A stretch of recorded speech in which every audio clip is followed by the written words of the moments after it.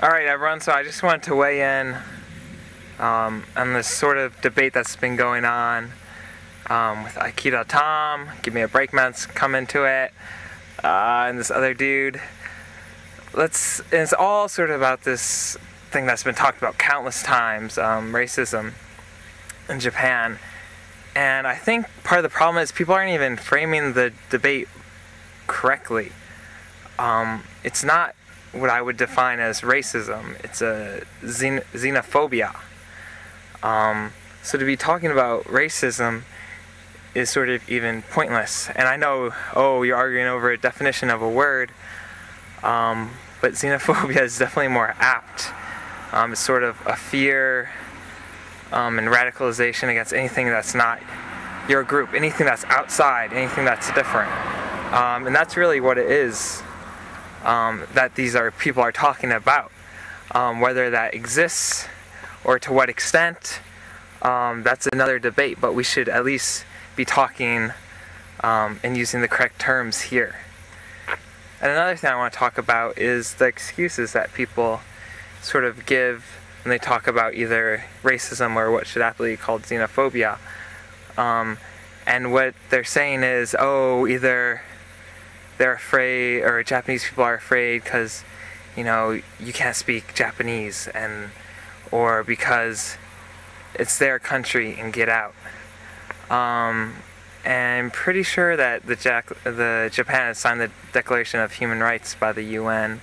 And I think there's certain values that all people are entitled to anywhere they go in the world, and it's been recognized by a majority of nations.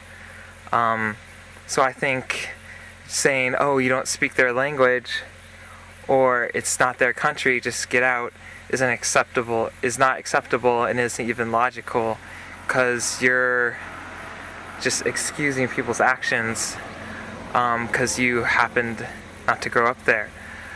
Surely, at least coming from an American point of view, you don't have all the rights, especially as a foreigner in Japan, even if you hold permanent residency here. And of course you shouldn't go to a country and expect all the rights that you have in your own, because you're most likely the country's not governed by exactly the same constitution as your own. So this debate is very complex. And is there a right answer? Well, sure there is, but it depends on your viewpoint, doesn't it? But I think we should start framing the debate using the correct words, and we should also be logical and look at the policies that the government has signed, international policies, and just look at the decency that each person is entitled to in any country. And let's think about those things.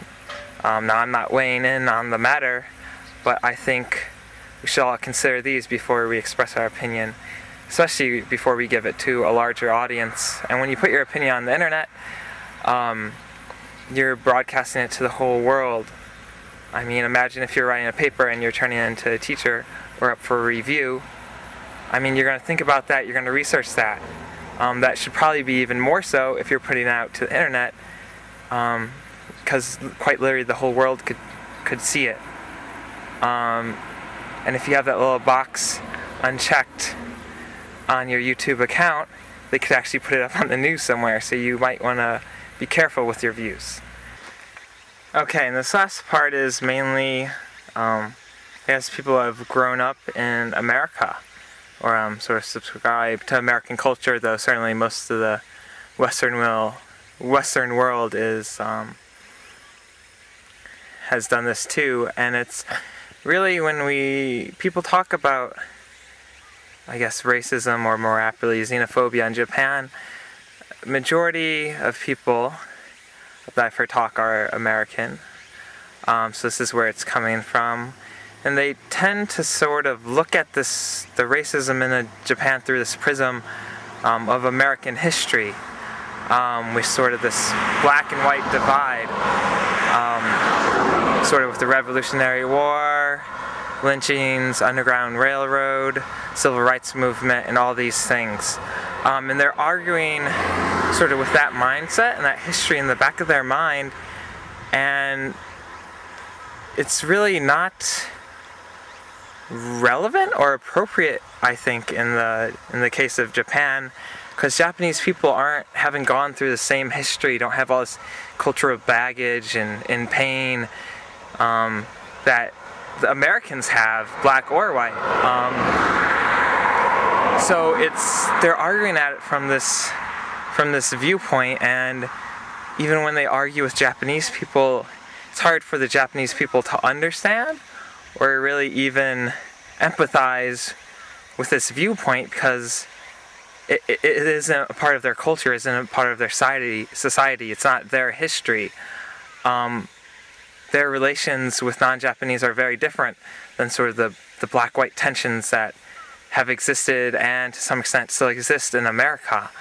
So to come at it from your own cultural perspective only is not really going to get you anywhere, because you're arguing it from a standpoint which isn't existent in Japan and doesn't exist in Japan, and you're sort of arguing just at each other, and you can't have this dialogue because even if you both understand the term xenophobia, racism, whatever, you're not understanding it the same way, and you're putting it in a different context, and really you can't reconcile your views or have a good debate because you're starting from points that are so different, you know?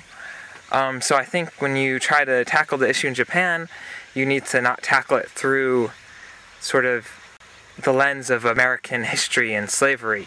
I hope this will add something to the debate or help rephrase the debate for the debaters so they can keep on debating. Debate is always good. We want to hear all opinions, but we should kind of all be starting on the same level and be arguing the same terms and make sure we understand each other from the outset before we even get into the debate. Otherwise, nothing fruitful will be born.